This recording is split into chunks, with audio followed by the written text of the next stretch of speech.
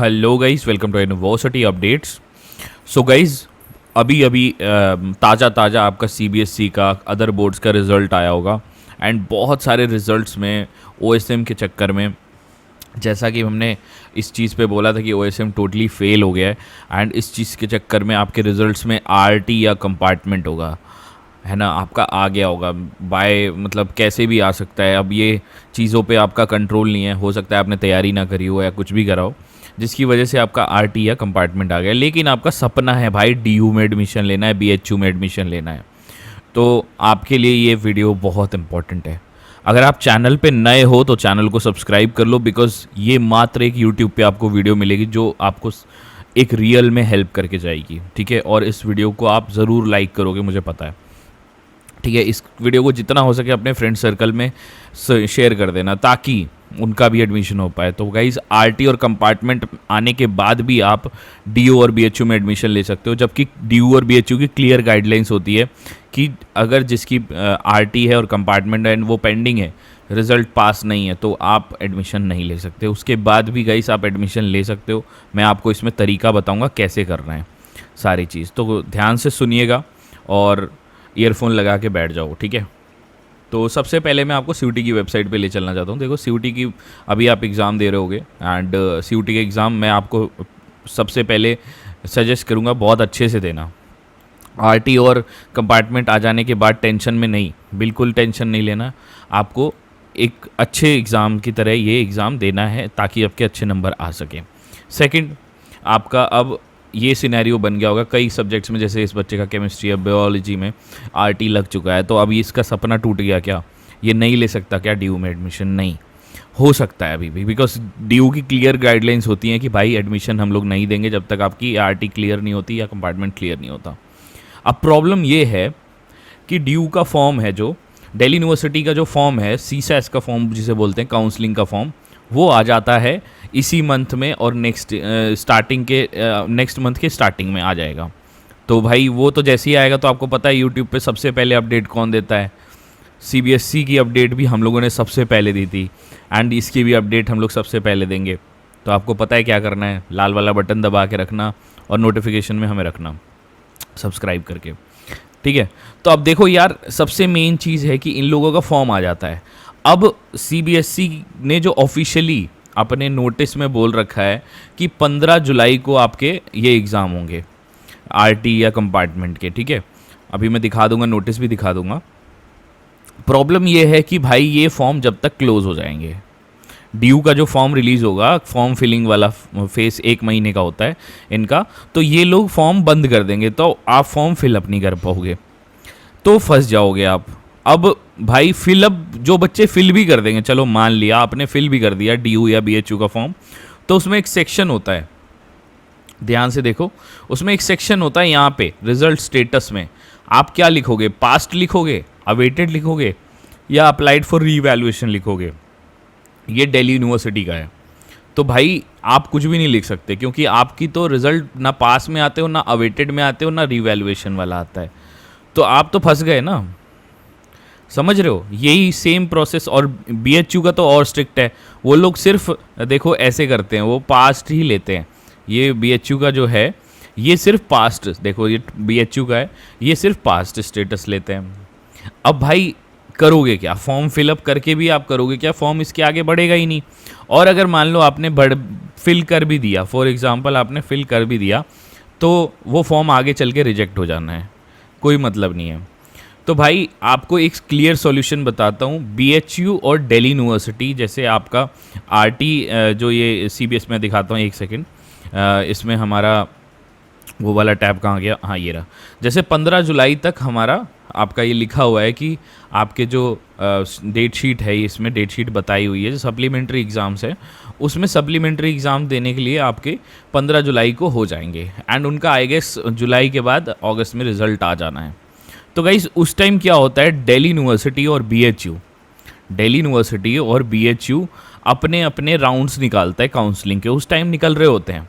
तो उन्हीं राउंड्स में एक चीज़ होती है जिसे बोलते हैं मिड एंट्री, ठीक है। जिन बच्चों की आरटी है, ध्यान से सुनना और चैनल को सब्सक्राइब करके वीडियो को लाइक कर देना, बिकॉज ये कि मात्र सॉल्यूशन बता रहा हूँ, तुम्हें यूट्यूब पे कहीं नहीं मिलेगा। मिड एंट्री एक ऐसी टर्म होती है जिसमें नए बच्चे अप्लाई कर सकते हैं डीयू में और बीएचयू में भी, ये दोनों में होता है। अब मिड एंट्री ऐसे टाइम पे होता है, देखो अगस्त के टाइम पे लास्ट ईयर हुआ था, ऐसे टाइम पे होता है जिस टाइम आपकी आरटी और कंपार्टमेंट क्लियर हो गई होगी और आपके पास रिजल्ट आ गया होगा। और इसका टाइम फेज 2 दिन का होता है, और लेकिन ये फॉर्म थोड़ा महंगा होता है ड्यू की वजह से, 1000 रुपये का होता है। अब आपको करना क्या है, शुरुआत में आप अप्लाई करोगे तो रिजेक्ट हो जाएगा आपका फॉर्म, तो आपको मिड एंट्री में अप्लाई करना है, समझ रहे हो। डीयू भी कराता है मिड एंट्री और बीएचयू भी कराता है मिड एंट्री। देखो बीएचयू में भी, ये बीएचयू की नोटिफिकेशन 2025 की है, बीएचयू भी मिड एंट्री कराता है स्पॉट राउंड से मतलब पहले। तो इन दोनों में आपका जो मिड एंट्री में होता है क्या, बच्चे न्यूली अप्लाई कर सकते हैं, इस टाइम तक आपका रिजल्ट पास्ट में कन्वर्ट हो जाएगा। समझ रहे हो मेरी बात, समझे।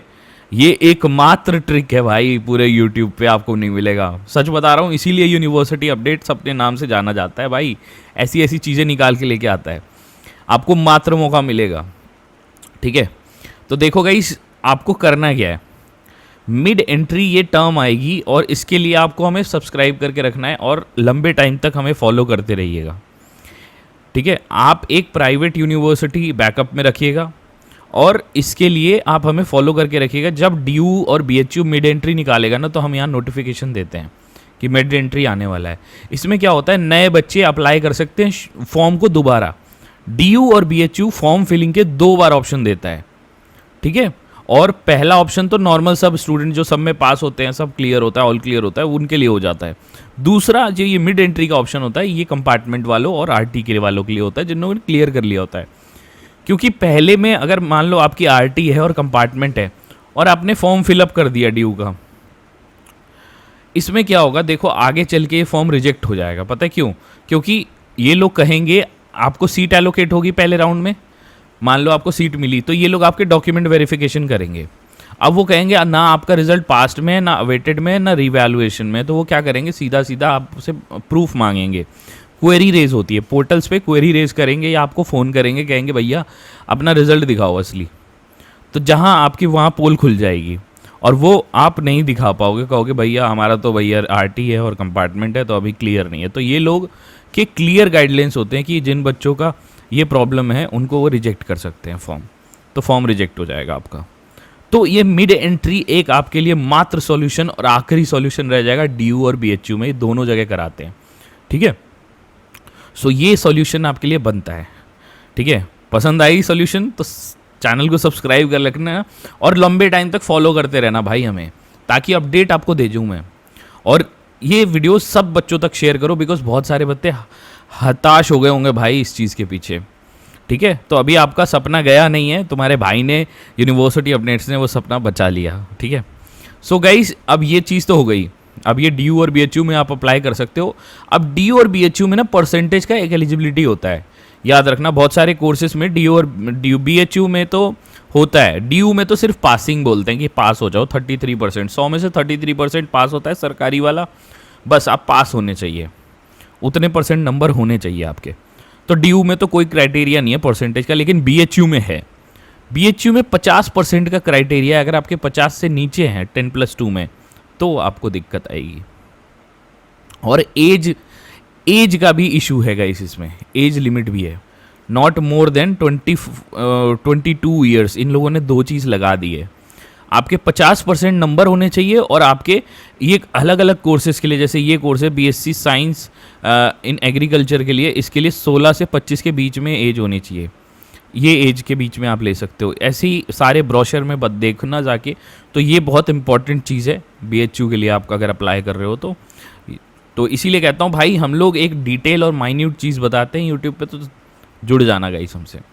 अब इसके बाद गाइस हम लोग क्या करते हैं, डीयू और बीएचयू के लिए मेंटोरशिप प्रोवाइड करते हैं। आपको अगर मेंटोरशिप चाहिए तो हमारे डिस्क्रिप्शन में पिन कमेंट में लिंक मिल जाएगी आपको इस वेबसाइट की। आपको लेना नहीं है मेंटोरशिप, पेड मेंटोरशिप। पहले मेरी बात सुन लो ध्यान से। आप हमारी वेबसाइट पे आइए, होम पेज पे आइए और इसमें सबसे नीचे आइए स्टूडेंट रिव्यूज़ में। इस स्टूडेंट रिव्यूज़ के ऑडियो के रिव्यूज़ डले हुए बाकायदा उनके रिजल्ट के साथ। आप बस इन्हें पहले सुन लेना एक बार, जस्ट आप सुन लोगे, देन आपके मन को तसल्ली मिलेगी और एक आपको लाइन अप मिलेगा कि ये बच्चों ने कैसे कॉप अप किया था, कैसे सब चीज़ फाइंडिंग की, और पता चलेगा आपको भी। तो जस्ट एक बार सुनना ज़रूर। उसके बाद अगर आपका मन बन जाए तो बिल्कुल आप बाय कर सकते हो यहाँ पे, बाय मेंटोरशिप करके। अब इसमें हम लोग क्या क्या प्रोवाइड करते हैं, दूसरे यूट्यूबर की तरह हम लोग एक बार कांटेक्ट करके आपको भागते नहीं हैं, आपको call support, message support provide होता है, ठीक है। आपको इसमें हम लोग 1-on-1 काउंसलिंग प्रोवाइड करते हैं कॉल पे, ठीक है। और आपकी प्रेफरेंस शीट मैं बनाता हूँ खुद, आप पर्सनली मेरी गाइडेंस में रहते हो, ठीक है। और ये मेंटोरशिप कोई 1-2 दिन की मेंटोरशिप नहीं है, डी और BHQ के एडमिशन जब तक चलते रहते हैं तब तक मेंटोरशिप होती है ये। तो ये यूट्यूब पे इतनी बड़ी मेंटोरशिप कोई नहीं दे रहा है भाई, ठीक है। तो ये ज़रूर आप प्रेफर करिएगा, इसके फ़ायदे हैं भाई बहुत ज़्यादा। और आपको इसमें GST बिल भी मिलता है, आप बाय करोगे तो GST बिल मिलेगा। आपको पता होगा हमारी जो यूनिवर्सिटी अपडेट्स है वो MSME और GST के अंदर रजिस्टर्ड है गाइस। तो अब आपको इसमें कोई दिक्कत नहीं है, इसके लिए बहुत हम लोगों ने कोशिश करी थी और फाइनली हम लोगों ने रजिस्ट्रेशन ले लिया। अब गाइस इसमें हम प्रेफरेंस शीट, बच्चे के प्रेफरेंस शीट, मार्क्स, कैटेगरी और उसके चॉइसेस कोर्सेज के हिसाब से बनाते हैं। तो जैसे दूसरे यूट्यूबर क्या करते हैं, आपको एक लिस्ट प्रोवाइड कर देते हैं, जो लिस्ट वो सबको बांट रहे हैं, वो सस्ते में तो देंगे आपको, लेकिन वो वहाँ पे आपका घाटा होगा। बिकॉज वो लिस्ट जब आप यूज़ करोगे तो वहाँ पे क्या होगा, आप सोचोगे कि यार ये लिस्ट ले लेता हूँ सस्ते में, तो वही लिस्ट वो सबको बांट रहे हैं, जिससे आपके चांसेस गिर जाएंगे। लेकिन जब आप एक एडमिशन के लिए, DU और BHU के एडमिशन के लिए प्रेफरेंस शीट जो बनाओगे वो यूनिक होगी, तब आपके चांसेस बहुत बढ़ेंगे। और वही काम हम लोग करते हैं और यही हमारी मेंटोरशिप में रहता है, और हम सॉफ्टवेयर से करते हैं। इसमें ज़ीरो एरर होता है गाइस, ठीक है। मैं खुद बनाता हूँ, 1 घंटे की कॉल बुक होती है आपकी, इस पर मैं बना के देता हूँ, हर बच्चे को पर्सनली बना के देता हूँ। ऐसा नहीं है मैं किसी से बात नहीं करता, मैं बात करता हूँ बाकायदा, तब आपको देता हूँ। तो ये जिन बच्चों को चाहिए होगा काउंसलिंग, पेड काउंसलिंग, तो वो डिस्क्रिप्शन और पिन कमेंट में लिंक मिल जाएगी। और उसके बाद गाइस हमारे एक व्हाट्सएप ग्रुप है, देखो इसमें 5.7K फॉलोअर्स हो गए। सो इसको जल्दी से ज्वाइन कर लीजिए, इसकी भी लिंक आपको डिस्क्रिप्शन और पिन कमेंट में मिल जाएगी। और टेलीग्राम ग्रुप हमारा ज़रूर ज्वाइन कर लीजिएगा, ये इसकी भी लिंक आपको डिस्क्रिप्शन और पिन कमेंट में मिल जाएगी गाइस।